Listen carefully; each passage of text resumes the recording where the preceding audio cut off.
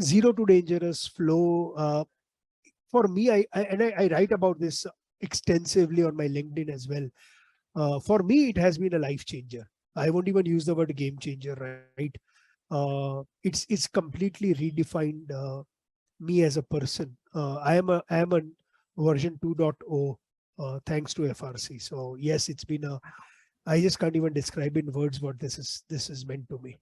Oh, well, thank you. Your words do carry a lot of weight, and it was transmitted into the team. So with that transformation that you're talking about, whether we took part in that or there were other influences in your life, this period where you went from zero to dangerous, can you take us back to the zero bit and talk us through that change? Yeah, so I ended up. It's very interesting. I mean, how I got to know of something called as flow. In my dictionary, the word flow didn't exist. The flow, as whether it's a Stephen or Mihai describes it, right?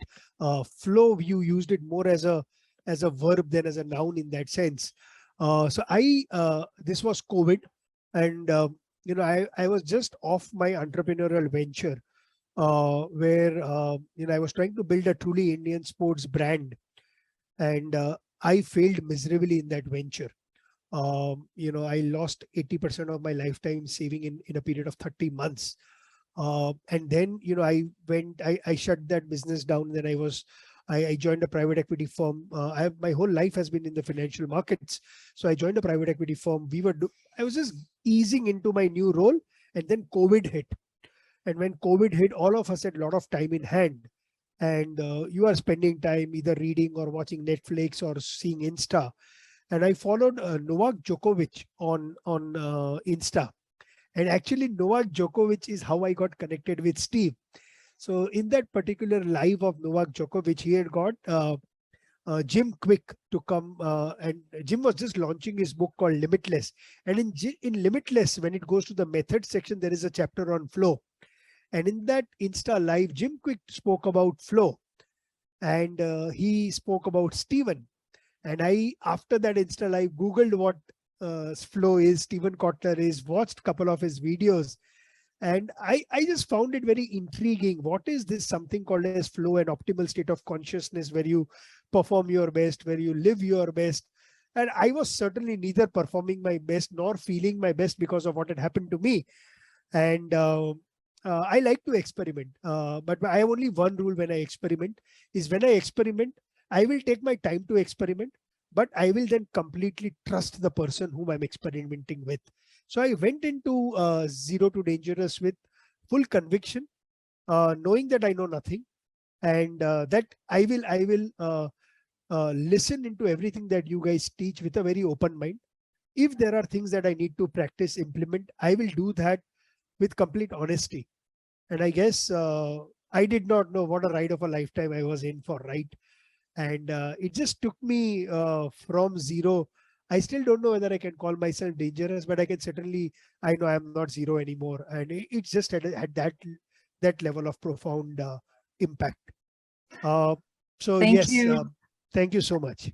I have to highlight you celebrating one of the values that we try to instill amongst our own people internally, but also with our clients, which is this idea of a beginner's mind. Because if you start this process without a clean state, without that open-mindedness, without the grasshopper hat, and be willing to take it all in, sometimes it's a much more difficult journey. So the fact that you did that was all you, was a testament to you and how much you were allowing yourself to transform. So was there a moment in the program where stuff started to click for you? I mean, what were some of the highlights that really were instilled? And you don't have to talk about specific chapters or anything, but just from a personal lens.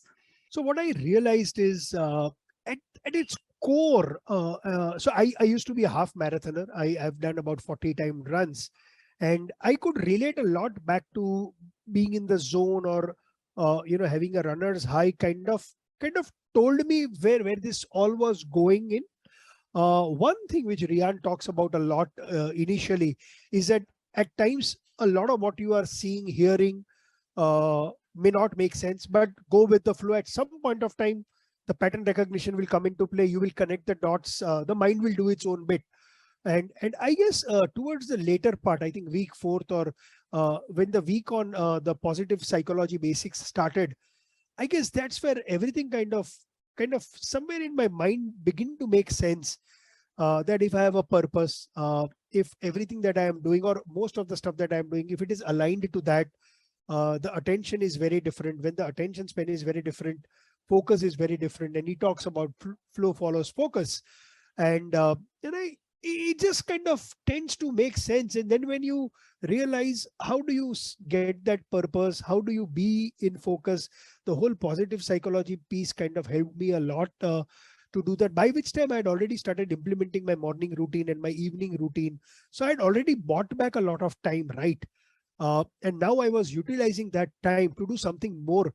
And what I did in that extra time that I got from thanks to FRC was I started writing down the reasons why I failed in my entrepreneurial venture, which then turned out to become a book, which HarperCollins published it. It's done extremely well, where only two things I talk about. I talk about very honestly, why I failed. And I also did the Flow for Writers course, and there Stephen Kotler teaches us how you can steal a style, right? So I stole from the book behind you, The Art of Impossible, and I was doing a live TV interview on my book, and I kind of borrowed that idea from Steve, and I said I have a small why I wrote a book, and I have a big why that I wrote a book, and so.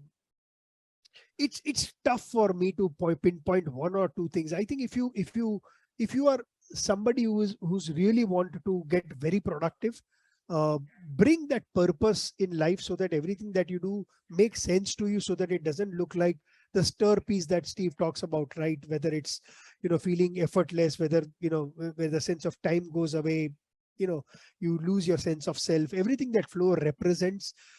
For me, and I keep going back, every 3-4 months to hear that whole piece where he talks about how flow came into being from Young to Mihai to William James. And I love history, I love academics. So from there to then going towards the last part of the course, where finally everything comes together, from your MTP to today's to-do list, how you should celebrate small wins. I can go on and on. Sorry, we don't have so much time, but apologies for that. But that's the level of profound impact it has had on me. It just feels like yesterday, and now it makes sense, right? Because it made so much of sense, because my focus, my attention was so sharp when I was doing the course, when I was taking down the notes. All of this, I don't have to go through now books to remember that. It's got into my long-term memory. I talk about it almost every day to somebody or the other. If what you've heard on Flow Research Collective Radio has been helpful, please consider doing us a solid and leaving us a review on Apple Podcasts, Spotify, or wherever you are listening to this. Reviews help us connect to a wider audience so we can get these peak performance principles out to more people.